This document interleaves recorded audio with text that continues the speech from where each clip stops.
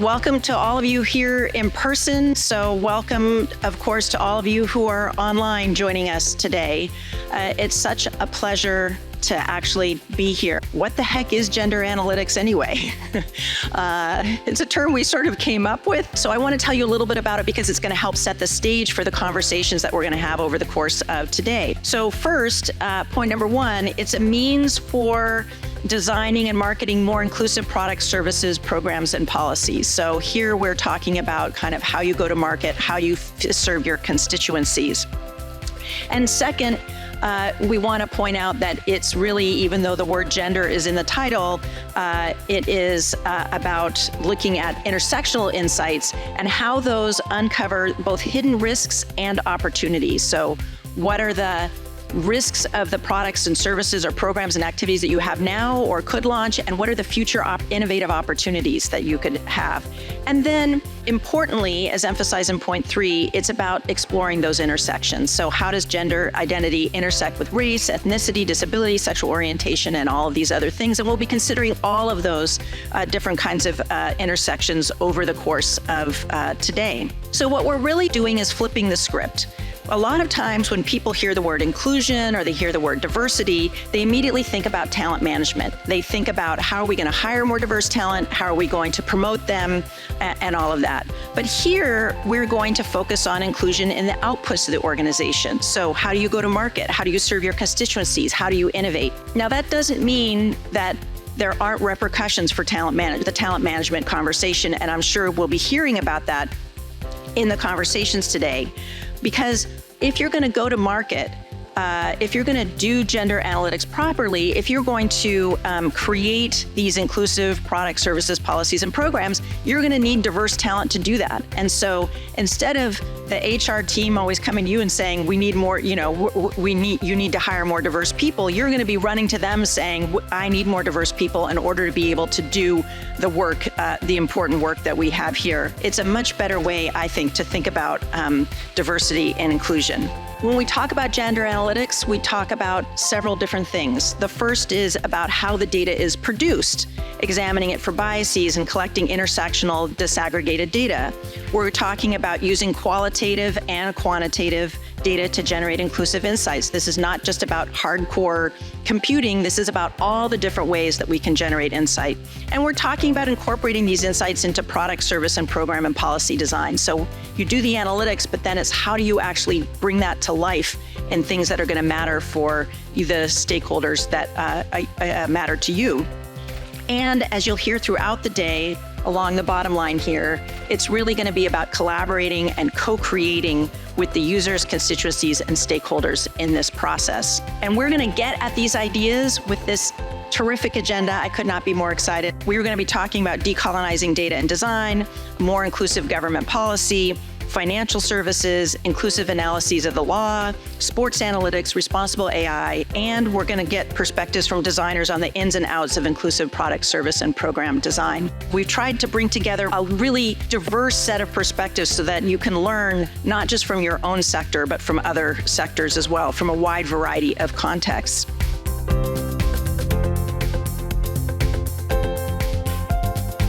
When we think about data, we have to understand that there are cultural, social, political kind of components that are baked in to the knowledges that we're trying to understand. So when we decolonize, we start with ourselves. We start with the colonial mentality of how we know the world and where that knowledge comes from and where it's rooted. So I need to really reflect on the way that I'm embedded in institutions, whether that's an academic institution or any other kind of organization or community, and the power structures that uphold that knowledge. So decolonization is a journey, it's a process, it's a practice, and it's ongoing. It's not a final destination. And so if we're looking at decolonizing data, I invite you to consider where and how you learn about the world in terms of your own disciplines, your knowledge. What decolonizing design means for me, it's not universal, but what it means to me through my experience and work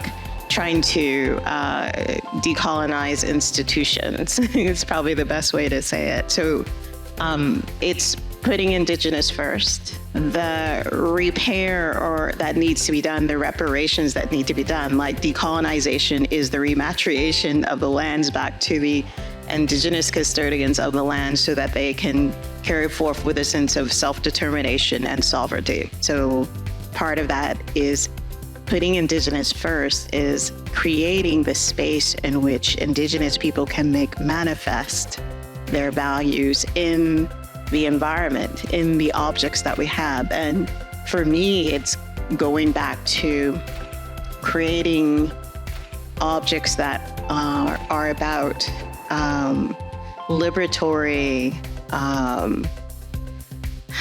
liberatory joy. And for me, it's all about, can we optimize difference without hierarchy? Because the harm that has been done is in the hierarchy, saying this is art, this is design, this is craft, and providing different values of that based on who's in the museum versus who's in a store versus who is trading with their neighbors. And it's that dismantling of that hierarchy by putting Indigenous first, by dismantling the modernist myth, right, of design, that we begin to make amends.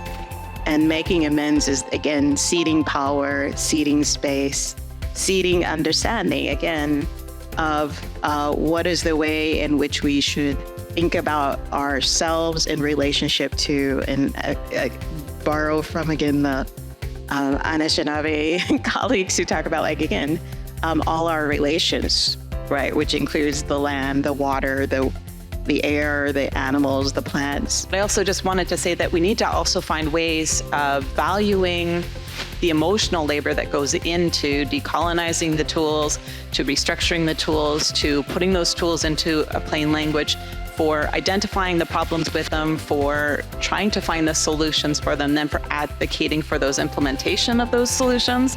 Because that's the other part of all of this, is that emotional labor that happens and it falls on the backs of the people who have been the most underserved. And the more intersectionalities you have, the more emotional labor goes into it. And the fact that we as a financial institution, and all of them, have to recognize and say that we are a part of the colonial system, that our business model has been built on exclusion, discrimination, racism. It's easy to want to rush to reconciliation, but we cannot do that before truth. And that is the harder part, is to reflect back on the role that we have played in a colonial society. Business won't happen until we reestablish trust among the Indigenous segment, but all equity-deserving segments. To me, that is the real indicator of success. That is the thing that will take years and decades and generations to accomplish. But to me, that is the end goal, and the thing that I think about and work towards every day.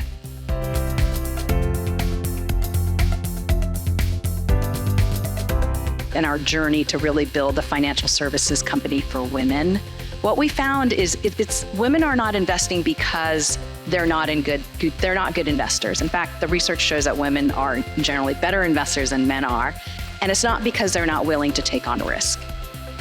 It's largely, we believe, because the financial industry was built by men for men. The bottom line of all of these points is that in order to achieve successful behavior change, we have to change the system and not so much the people. This whole notion of nudging, right? The whole notion of nudging or choice architecture relies on the premise that there's a lot of power in things that we don't think there is power in.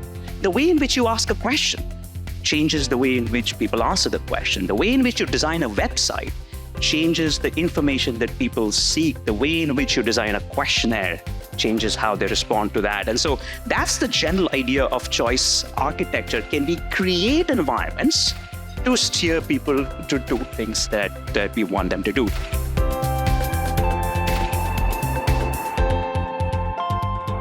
I think the sometimes misconception is that we try to remove bias. It's more that we try to inject fairness, right? Because there's always going to be some biases, but we need to understand what are we considering fair as an outcome for this machine. So we talk a lot about the machine, but for us, or for me anyways, it always comes down what's the problem we're trying to solve with it. So with a fair outcome, what does that mean? And then you go from there. When you build lending models, particularly for individual lending, in most instances, gender is actually predictive of creditworthiness. The data that we've collected is very representative of the majority population and how they obtain creditworthiness and what's representative of being creditworthy. In your example that you mentioned there, having or owning your property is representative of wealth or creditworthiness in one population, but not in the Indigenous population. So if we have data that's very representative of one area group or group of individuals, and then we continue to perpetuate that, we're just further excluding those groups. So that's one. You must include gender if you actually want to reduce discrimination. And in fact, excluding gender from your lending models is less profitable for a firm. So it's not only discriminatory, it's also less profitable. Contracts are really a system and a structure for future events, right? Contracts can also, like, if you take the example of a contract and what it looks like, whether it's fair or unfair, whether it's inclusive or not, that can actually be a bellwether for change. Contracts dictate the balance of power. That balance of power is always going to be off if one person cannot understand to the same level that the other party can understand, or one person needs to have extraordinary expenditures on lawyers and consultants to have that contract, even the simplest ones, translated for them.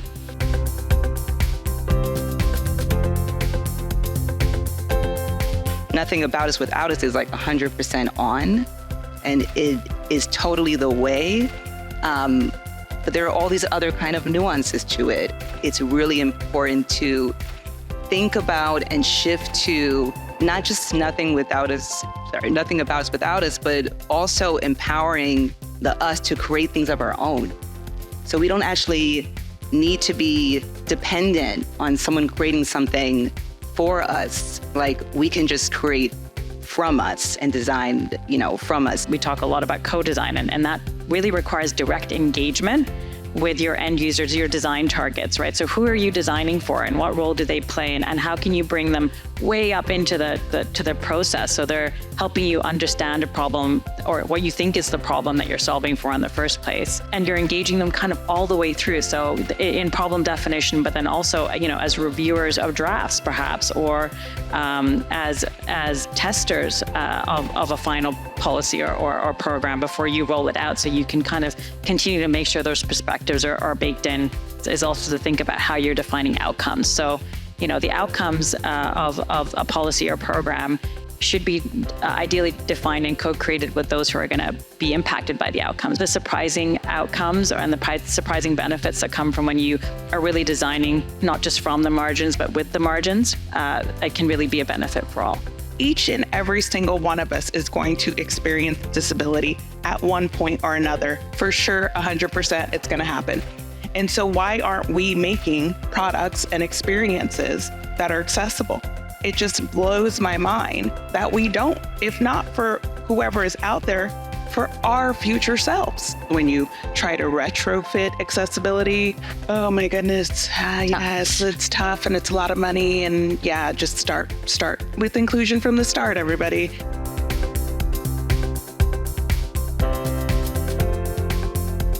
I'm really excited the work that our gender analytics team has been able to accomplish over the past 8 years, really capturing, I think, what is one of the most robust, data sets that's out there right now. And I can share later just on some of the results of like how that's gone and delivered alpha over time too. We're measuring kind of cumulative returns. I was just super encouraged to see that, this quote unquote is working. And that's definitely going to be the message that we're going back out there with this year, is that even in times of underperformance, we can, tell you why that happens in a fund. I'm super excited to share because it's adding to the research that brought us to the table in the first place, is that this is a smart investment concept. We have, again, an entirely female identifying content team. And we really try to ensure that we are centering those underrepresented voices and perspectives. And so this comes through in our content quite a bit. In terms of the actual storylines that we cover, we have been very unapologetic about having an opinion and actually having that opinion. And in many ways, shining a light on some of those things is why our audience, who we call our gisters, are so sticky and so engaged and really are incredibly loyal to us because the content is relatable. They see themselves in our team that creates the content as well. They were like, this is amazing. This will go over really well. And then he turned to me and said, but what about the men? Like, it honestly just dawned on him that now the woman's product would be, at a very high level and the men's product would be left behind. And that bothered him. He said, just write a number on that paper. I'll pay you whatever for the men's, but we have to keep it consistent. And I said, oh, isn't that a novel concept? What? Has that ever happened the other way?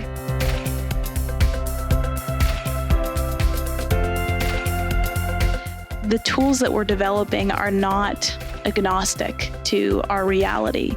And if we want to create tools that are high impact on the ground, we need to make sure that that reality is captured in the design and development process. And that reality can't be captured by computer scientists alone.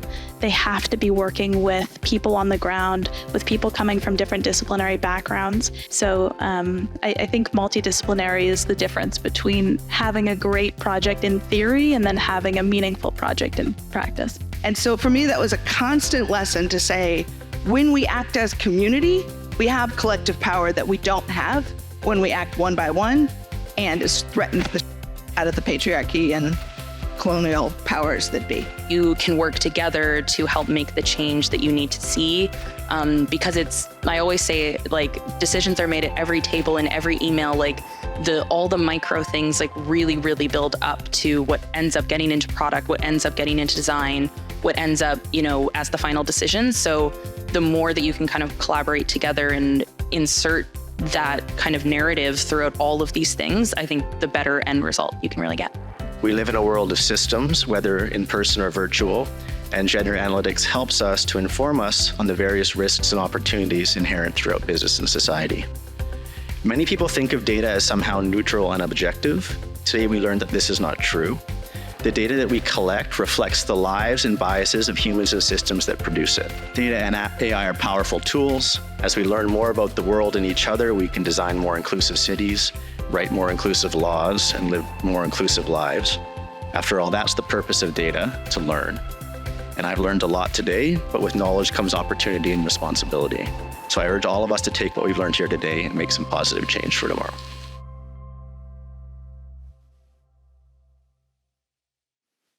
What I think was most eye-opening about the conference so far for me has been the emphasis on, trust, the emphasis on indicators of well-being like happiness and also on community. I think the most insightful thing and the reaffirming thing that I've heard today is that diversity and inclusion is not decolonization. Don't get them mixed up. What I take away from days like today is just how deep the rabbit hole goes, just how much work there is to do, and that if we default to if we don't keep it active in top of our mind and actively work on fighting these things, we won't ever undo them because there's so much to do. In my role as someone who doesn't create data or gather data, I just look at and manipulate data that's already been given to me.